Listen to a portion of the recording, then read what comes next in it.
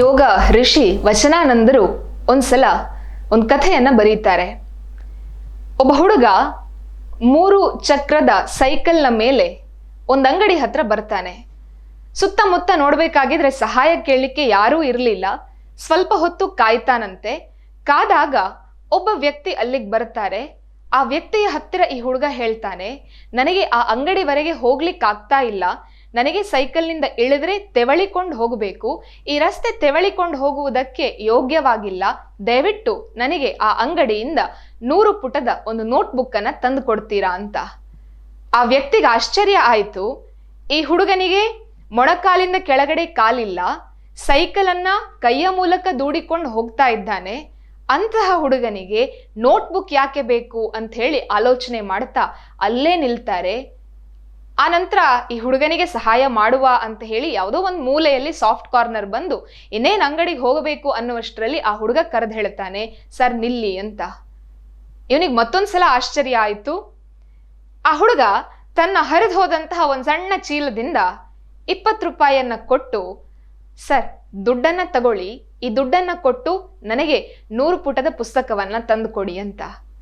ದುಡ್ಡು ತಗೊಳ್ಬೇಕೋ ಬೇಡವೋ ಅಂತ ಹೇಳಿ ಒಂದ್ಸರ್ತಿ ಅನ್ನಿಸಿದ್ರು.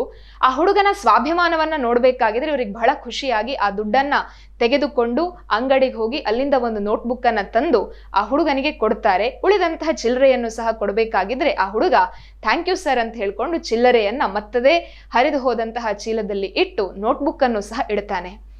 ಈ ವ್ಯಕ್ತಿಗೆ ಈ ಹುಡುಗನನ್ನ ನೋಡ್ಬೇಕಾಗಿದ್ರೆ, ಅವನ ಮಾಸಲು ಬಣ್ಣದ ಬಟ್ಟೆಯನ್ನ ನೋಡ್ಬೇಕಾಗಿದ್ರೆ ಈ ಹುಡುಗ ಏನೋ ಇಲ್ಲೀಗಲ್ ಕೆಲಸವನ್ನ ಮಾಡ್ತಾ ಇದ್ದಾನೆ ಅಂತ ಒಂದು ಡೌಟ್ ಬಂತಂತೆ. ಅಥವಾ ಈ ಲಾಟ್ರಿಯನ್ನೇನಾದ್ರೂ ಮಾರಿಕೊಂಡು ಇನ್ನೊಬ್ಬರ ಜೀವನವನ್ನ ಹಾಳು ಮಾಡಿಕೊಂಡು ತಾನೂ ಹಾಳಾಗ್ತಾ ಇದ್ದಾನೇನೋ ವಿಚಾರಣೆ ಮಾಡಬೇಕು ಅಂತ ಹೇಳಿ ಅನ್ನಿಸಿ ಇನ್ನೇನು ಆ ಮಗುವಿನ ಹತ್ರ ಮಾತಾಡಬೇಕು ಅನ್ನುವಷ್ಟರಲ್ಲಿ ಆ ಹುಡುಗ ಹೇಳ್ತಾನಂತೆ, ಸರ್ ಇನ್ನೊಂದು ಸರ್ತಿ ಸಿಕ್ಕಿದ್ರೆ ನಾನು ನಿಮ್ಮ ಜೊತೆಯಲ್ಲಿ ಖಂಡಿತವಾಗಿಯೂ ಮಾತಾಡ್ತೇನೆ, ಈಗ ನನಗೆ ಟ್ಯೂಷನ್ನಿಗೆ ಹೋಗ್ಲಿಕ್ಕೆ ಲೇಟ್ ಆಯ್ತು ಅಂತ. ಈ ವ್ಯಕ್ತಿಗೆ ಆಶ್ಚರ್ಯ ಆಯ್ತು. ಎಲ್ಲೋ ಏನೋ ಚೂರುಪಾರು ಕೆಲಸ ಮಾಡಿಕೊಂಡು ಹೊಟ್ಟೆ ತುಂಬಿಸ್ತಾನೆ ಅಂತ ಹೇಳಿ ಆಲೋಚನೆ ಇತ್ತು. ಆದರೆ ಆ ವ್ಯಕ್ತಿ ಒಂದು ಮರು ಪ್ರಶ್ನೆಯನ್ನ ಹಾಕ್ತಾರಂತೆ, ಟ್ಯೂಷನ್ನ ನೀನ್ ಸ್ಕೂಲಿಗೆ ಹೋಗ್ತೀಯಾ, ಹೇಗೆ ಹೋಗ್ತೀಯ ಅಂತ. ಆಗ ಆ ಹುಡುಗ ಹೇಳ್ತಾನಂತೆ, ಹೌದು ಸರ್, ನಾನಿವಾಗ 7ನೇ ಕ್ಲಾಸ್ ಓದ್ತಾ ಇದ್ದೇನೆ. ನಮ್ಮ ಬೀದಿಯಲ್ಲಿ ಒಬ್ಬ ಟೀಚರ್ ಇದ್ದಾರೆ, ಅವ್ರು ಎಲ್ಲ ಮಕ್ಕಳ ಹತ್ರವೂ ಫೀಸ್ ತಗೊಂಡು ಕಲಿಸ್ತಾರೆ.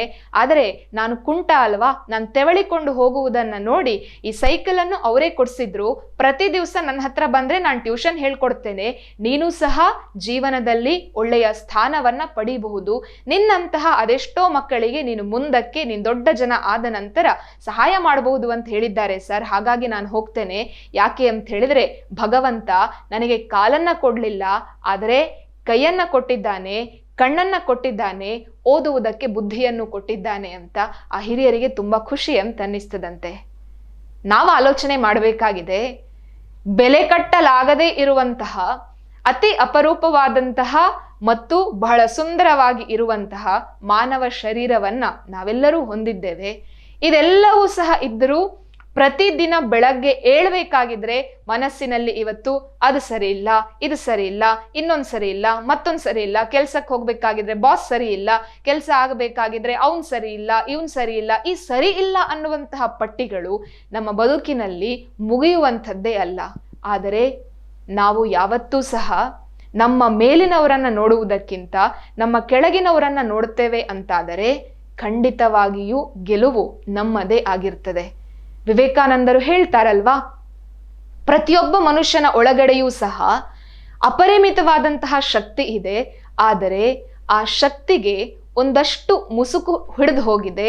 ಆ ಮುಸುಕನ್ನ ತೆಗೆದು ಅದನ್ನ ತುಂಬ ಚಂದ ಮಾಡಿ ನಾವೇನಾದ್ರೂ ಪರೀಕ್ಷೆಗೆ ಒಳಪಡಿಸ್ತೇವೆ ಅಂತಾದ್ರೆ ಪ್ರತಿಯೊಬ್ಬನೂ ಕೂಡ ಗೆಲ್ಲುವುದಕ್ಕೆ ಸಾಧ್ಯ ಇದೆ.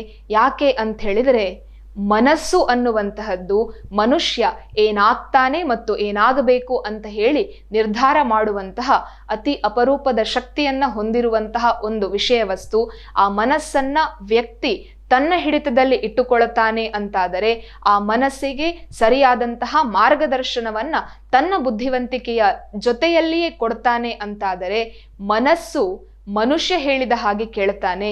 ಮನುಷ್ಯ ಬದುಕಬೇಕಾದದ್ದು ತಾನು ಹೇಳಿದಂತೆ ಕೇಳುವ ಮನಸ್ಸಿನ ಜೊತೆಯಲ್ಲಿಯೇ ಹೊರತು ಮನಸ್ಸು ಹೇಳುವಂತೆ ಕೇಳುವಂತಹ ಬುದ್ಧಿಯ ಜೊತೆಯಲ್ಲ ಅಂತ. ವಿವೇಕಾನಂದರು ಹೇಳುವ ರೀತಿಯಲ್ಲಿ ಅವರ ಕನಸಿನ ಭಾರತವನ್ನ ನಾವು ನಿರ್ಮಾಣ ಮಾಡಬೇಕು ಅಂತಾದರೆ ನಮಗೆ ಬೇಕಾಗಿರುವಂತಹದ್ದು ಅದಿಲ್ಲ ಇದಿಲ್ಲ ಅಂತ ಹೇಳಿಕೊಂಡು ತಿರುಗಾಡುವಂತಹ ಯುವಕರಲ್ಲ. ಏನೇ ಇಲ್ಲದೆ ಇದ್ದರೂ ಸಹ ಭಾರತದ ನಿರ್ಮಾಣವನ್ನ ಮಾಡುವುದಕ್ಕೆ ನಾನು ಸಿದ್ಧನಿದ್ದೇನೆ ಅನ್ನುವಂತಹ ಮಾನಸಿಕ ಶಕ್ತಿಯನ್ನ ಹೊಂದಿದಂತಹ ಯುವಜನತೆ. ಅಂತಹ ಯುವಕರು ನಾವ್ಯಾಕಾಗಬಾರದು? ಆಲೋಚನೆ ಮಾಡೋಣ. ಜಯ ರಾಮಕೃಷ್ಣ.